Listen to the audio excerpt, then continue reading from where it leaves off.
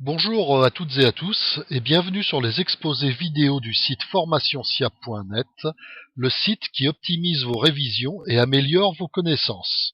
Je vais vous parler aujourd'hui du triangle du feu qui vous permettra de bien comprendre le phénomène de la combustion et du développement d'un incendie. Mon exposé se composera de 5 parties. D'abord, je parlerai des 3 éléments fondamentaux de l'incendie. Puis j'aborderai ce qui fait l'intérêt du triangle du feu. Je poursuivrai par la classification des combustibles et leurs principales caractéristiques.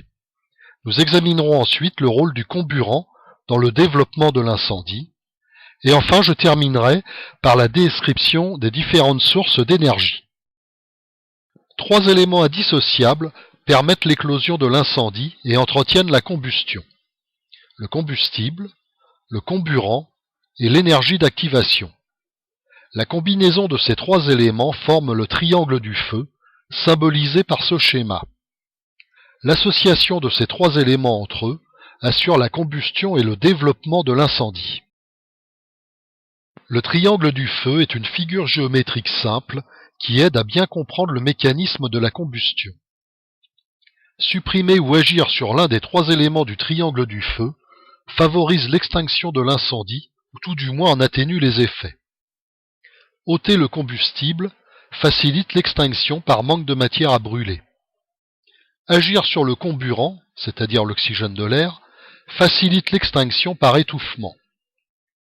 Retirer l'énergie d'activation stoppe le développement du feu par refroidissement. Par exemple, projeter de l'eau sur du bois qui est un combustible éteint le feu. Recouvrir une friteuse en feu avec une serpillière légèrement humidifiée étouffe le foyer d'incendie. Retirer l'allumette enflammée en contact avec la bûche de bois ne va peut-être pas éteindre le feu, mais ce geste va contribuer à enrayer l'activation du feu et par voie de conséquence son développement. Mais attention, les choses ne sont pas aussi simples que cela. Toute la difficulté réside dans le choix de l'élément sur lequel on va agir. Par exemple, un petit feu prend naissance dans une corbeille à papier. L'utilisation d'un extincteur à eau pulvérisée va rapidement régler la situation, en principe. Dans cet exemple, nous avons refroidi le foyer en agissant sur le combustible, ce qui a permis d'une part d'éteindre le feu et d'autre part d'éviter sa propagation. Nous avons réagi de manière réflexe, sans trop se poser de questions, et la décision a été instinctivement la bonne. Prenons le cas maintenant d'un début de feu de friteuse. Nous allons utiliser une serpillière légèrement humide pour recouvrir le récipient en feu. Dans cette situation, nous avons essentiellement agi sur le comburant. Là aussi, nous avons effectué le bon geste, quasi instinctivement, comme nous l'avons étudié en formation. Prenons ensuite l'exemple d'un incendie dans un dépôt de produits pétroliers. Sur quel élément du triangle du feu va-t-il falloir agir en priorité, de manière à être le plus efficace possible? La réponse à apporter est plus compliquée, et cela demande réflexion. C'est ce qui fait toute la différence et la difficulté d'extinction d'un incendie. Et pourtant, dans ces 3 exemples, les 3 éléments fondamentaux du triangle du feu sont présents. Il est utile de préciser que dans le cas du dépôt de produits pétroliers, les secours publics agiront globalement et simultanément sur les 3 éléments que sont le combustible, le comburant et la source d'énergie. Détailler tous les éléments combustibles dépasserait bien évidemment le cadre de secours. Toutefois, il est possible de les regrouper dans les grandes catégories suivantes. On distingue les combustibles solides, tels que le bois, le papier, les chiffons, et d'une manière générale tous les éléments à base de cellulose. Les combustibles liquides, tels que l'essence ou le gazole. Et enfin les combustibles gazeux, tels que le butane, le propane ou le gaz naturel. Les combustibles, selon la forme sous laquelle ils se présentent, n'ont pas tous les mêmes caractéristiques. En premier lieu, ce qui caractérise la combustibilité d'un matériau, c'est sa capacité à brûler plus ou moins facilement.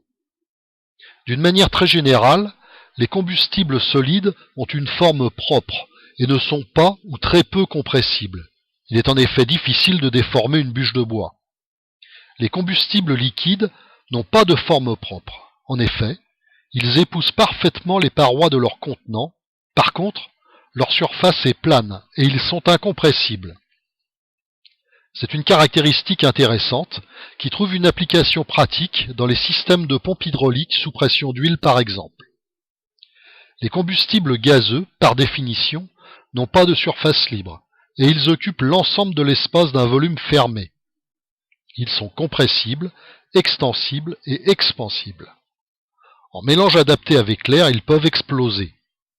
Le caractère explosif de nombreux gaz les rend donc particulièrement dangereux.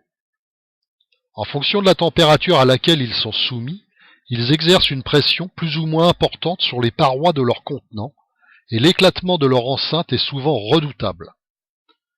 À ce sujet, il est à noter qu'il ne faut jamais tenter d'éteindre une fuite de gaz enflammée sans avoir procédé au préalable à la coupure de l'arrivée du gaz. En conclusion, il est important de signaler que presque tous les matériaux, à quelques exceptions près, sont combustibles, selon la température à laquelle ils sont soumis. Rappelons cependant que certains matériaux sont incombustibles par nature. La pierre, le plâtre, la brique sont des matériaux incombustibles. Le comburant est un élément chimique qui, lorsqu'il est associé à un combustible, permet la combustion. Mais cette combustion ne peut se développer que s'il y a une source de chaleur, une flamme par exemple, ou la présence d'un arc électrique. Le comburant est constitué par l'oxygène de l'air dans une proportion de 16 à 21%. La composition moyenne de l'air comprend 78% d'azote, 21% d'oxygène, 1% de gaz rares tels que l'argon, le krypton ou le néon. L'oxygène de l'air n'est pas le seul comburant existant. Bien d'autres éléments chimiques sont également comburants. Citons par exemple l'ozone, les halogènes tels que le chlore, le brome ou encore l'iode, l'acide nitrique, l'eau oxygénée, etc. Lorsqu'ils sont stockés, ces corps font l'objet d'un étiquetage normalisé, correspondant à leur forme liquide, solide ou gazeuse. À l'instar des combustibles et des comburants, les sources d'énergie sont également innombrables. Toutefois, de la même manière, on peut les classer dans les grandes catégories suivantes. D'abord, les causes naturelles, le soleil. Ensuite, électrique, qui peut être statique ou dynamique. Mécanique, le frottement de l'allumette. Biologique, la fermentation des végétaux. Chimique, l'oxydation et les réactions diverses. Thermique, les flammèches du bois, les brûlots, etc. Pour faire simple, retenons que l'énergie d'activation est la flamme ou la source de chaleur que l'on approche du combustible et du comburant. C'est une énergie calorifique, c'est-à-dire qu'elle dégage de la chaleur. Avez-vous bien compris le contenu de cet exposé? Pour le savoir, il suffit de répondre à ces quelques questions de compréhension. Quels sont les trois éléments fondamentaux du triangle du feu? Quel est l'intérêt du triangle du feu? Citez les grandes catégories de combustibles que vous connaissez. Citez les caractéristiques des combustibles liquides. Qu'est-ce que le comburant? Expliquez la composition de l'air ambiant. Par rapport au triangle du feu, que représenterait un stockage de palettes en bois? Vous pouvez répondre à ces questions, alors bravo. Si vous n'avez pas répondu à toutes ces questions, ce n'est pas très grave, mais retravaillez l'exposé, ou le mieux pour vous, demandez conseil à votre formateur, qui se fera un plaisir de vous répondre et d'orienter votre étude.